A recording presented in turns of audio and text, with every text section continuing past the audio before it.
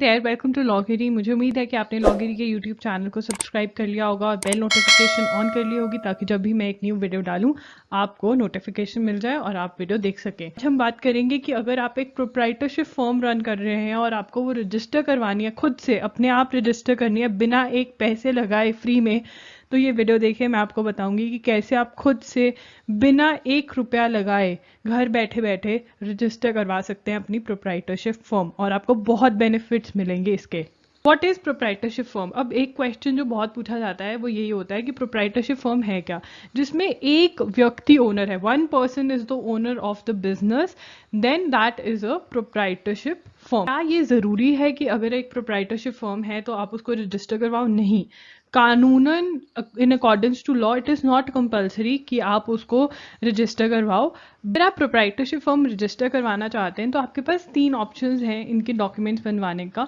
अगर आपकी 20 लाख से ज़्यादा इनकम है तो आप जीएसटी के लिए जा सकते हैं। आप शॉप्स एंड एस्टैब्लिशमेंट एक्ट के अंदर रजिस्टर कर सकते हैं अगर आप कमर्शियल एस्टैब्लिशमेंट की डेफिनेशन के अंदर आते हैं। अगर आप चाहते हैं कि आपको पता चले शॉप एंड एस्टैब्लिशमेंट एक्ट के अंदर किस किस को रजिस्टर करना ज़रूरी है तो आप प्लीज़ नीचे कॉमेंट में लिख दीजिए। मैं इसके ऊपर स्पेसिफिकली एक वीडियो कर दूंगी आपको एक्सप्लेन करने के लिए, और ये भी बता दूंगी कि कैसे आपको रजिस्टर करना है और किस किस को रजिस्टर करना है।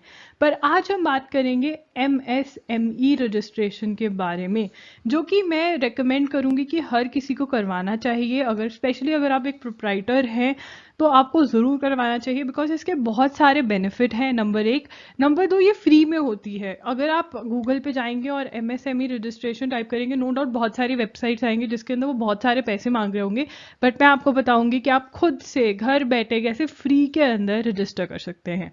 MSME होता क्या है? Micro small and medium enterprises होती हैं, उनको MSME कहते हैं। इसकी जो website officially government of India, Bharat सरकार की जो वेबसाइट है वो ये है udyogAadhar.gov.in। इसका लिंक जो है वो मैं डिस्क्रिप्शन बॉक्स में छोड़ दूंगी, आप डायरेक्टली जा सकते हैं। ये वेबसाइट कुछ ऐसी लगती है, ये मैं इसलिए आपको बता रही हूँ क्योंकि जब आप जाओगे तो आपको बहुत सारी वेबसाइट्स दिखेंगी, बट जो वेबसाइट ऐसी दिखती है और जिसका URL ये है udyogAadhar.gov.in, वहीं पे जाके आपको रजिस्टर करना है।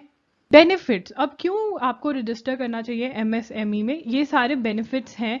देखिए, कोलैटरल फ्री लोन मतलब आपको कुछ भी गिरवी नहीं रखना है, आपको बिना कोई प्रॉपर्टी गिरवी रखे लोन देगा बैंक। ठीक है, फिर लोन के अंदर जो इंटरेस्ट रेट है उसमें भी एग्जम्पशन है। 50% सब्सिडी अगर आप पेटेंट रजिस्टर करवाना चाहते हैं।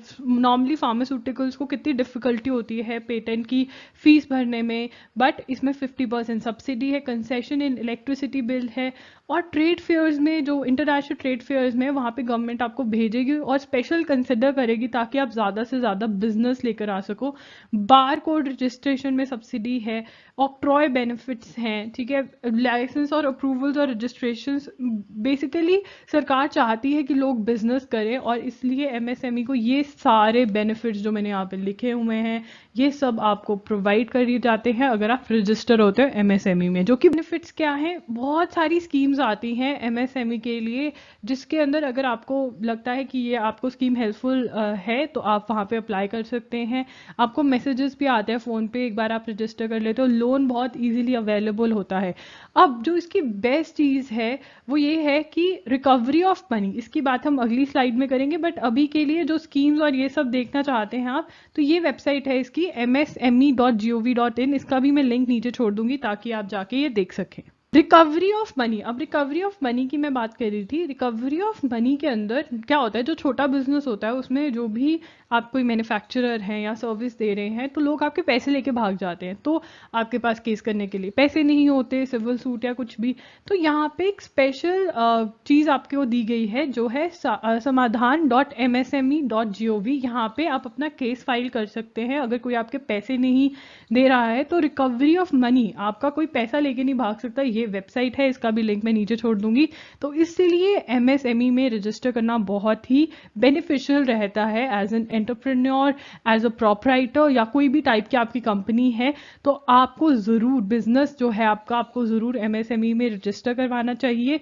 और एक और बात, जैसे अब कोरोना वायरस चल रहा है, कोविड-19 है, बहुत सारे बिजनेस बंद हो गए, उनकी हेल्प के लिए भी उसके लिए भी उससे निकलने के लिए भी एमएसएमई की बहुत सारी स्कीम्स आ रही हैं। तो अगर आप रजिस्टर्ड होंगे तो आपको सरकार बहुत मदद करेगी।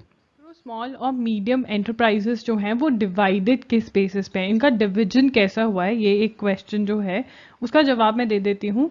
देखिए, पहले तो मैन्युफैक्चरिंग सेक्टर की अलग है और सर्विस सेक्टर अलग है। तो मैन्युफैक्चरिंग में माइक्रो एंटरप्राइजेस वो हैं जिनकी इन्वेस्टमेंट जो है, जिन्होंने पैसा 25 लाख से कम लगाया है, 25 लाख से कम, वो माइक्रो एंटरप्राइजेस हैं। जो स्मॉल एंटरप्राइजेस हैं वो 25 लाख और 5 करोड़ के बीच में हैं, और जो मीडियम एंटरप्राइजेस हैं वो हैं 5 करोड़ टू 10 करोड़। ये है मैन्युफैक्चरिंग सेक्टर का। और सेक्टर सर्विस सेक्टर का है आपका, माइक्रो एंटरप्राइजेस हैं जो 10 लाख से नीचे हैं, 10 लाख से 2 करोड़ स्मॉल एंटरप्राइजेस, 2 करोड़ से 5 करोड़ तक का मीडियम एंटरप्राइज में आता है। तो ऐसे डिवीजन हो रखी है, ठीक है। अब आपको स्कैन करने की ज़रूरत नहीं, कुछ नहीं है, आपके पास ये डॉक्यूमेंट्स होने चाहिए, क्योंकि आपको इनके नंबर्स, नाम डालने हैं। आधार कार्ड होना चाहिए, पैन कार्ड होना चाहिए, बैंक डिटेल्स होनी चाहिए, नेम ऑफ द बैंक चाहिए, आईएफएस कोड चाहिए, अकाउंट नंबर चाहिए, आपके पास वो फ़ोन होना चाहिए जिससे कि आपका आधार कार्ड लिंक्ड है, क्योंकि उस पर एक ओटीपी आएगा जो आपको एंटर करना पड़ेगा। आपको नाम तो पता ही, अगर आप एंटरप्रेन्योर या प्रोप्राइटर हैं, ओनर का नाम डलेगा उसके अंदर और ओनर की ही डिटेल्स डलेंगी। पैन कार्ड ओनर का, जो प्रोप्राइटर है या ओनर है उसका डलेगा। आधार कार्ड का नंबर है कि आपको जो भरना है तो क्या क्या चाहिए। देखिए, आधार नंबर चाहिए आपको, 12 डिजिट आधार नंबर होता है जो एप्लीकेंट को इशू रखा है, मतलब जिस व्यक्ति के नाम पे आप रजिस्टर कर रहे हैं। नेम ऑफ द ओनर होना चाहिए, अपना नाम आप डालेंगे वहाँ पे। और वैलिडेट आधार का मतलब कि आपका जो आधार है वो आपके फ़ोन नंबर से लिंक्ड होना चाहिए। अगर नहीं होगा तो वहाँ पे ऑप्शन रहेगी, आप तभी भी लिंक कर सकते हैं। तो एक ओटीपी आएगा, वन टाइम पासवर्ड, जो आप डालोगे वेबसाइट पे। और फिर आपको डालनी है अपनी category, journal, schedule caste, schedule tribe, आप जो भी हैं, जेंडर, फीमेल, मेल या एनी अदर, फिजिकली हैंडीकैप्ड हैं तो आप वो लिखेंगे। नेम ऑफ द एंटरप्राइज, जो आपने अपना नाम सोचा हुआ है, नेम ऑफ द एंटरप्राइज वो देंगे। अगर आप चाहते हैं कि नेम ऑफ द एंटरप्राइज पे मैं एक वीडियो करूं कि आपको कैसे नाम रखना चाहिए, लीगली क्या चीज़ें सामने लेकर आनी चाहिए जब आप नाम रख रहे हो, ताकि आपको आगे जाके कोई दिक्कत ना आए, तो आप प्लीज़ कमेंट कर दीजिए नीचे, मैं इस चीज़ पे भी वीडियो कर दूंगी।